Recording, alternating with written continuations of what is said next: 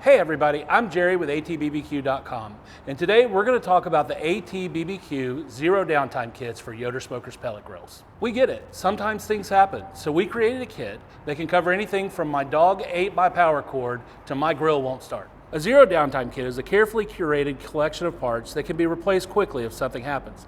This gets you back up and running quickly without ruining your gathering. Think of it as a safety net for your brisket. Inside the kit, you'll find items such as new ball bearing fans, a thermocouple, and a new igniter. You'll also find a fuse housing, spare fuses, and a new power cable. Just in case you have an airflow issue, there's some high heat silicone to seal any points that may have dried up over time. For newer grills with Wi-Fi control, we've included an antenna and a spare food probe. We're not saying anything will go wrong, but this kit is designed to cover you if it does. And it can also be used to restore an older grill. To grab a Zero Downtime Kit, head over to ATBBQ.com. All you need to know is the build date of your grill. Feel free to reach out with any questions.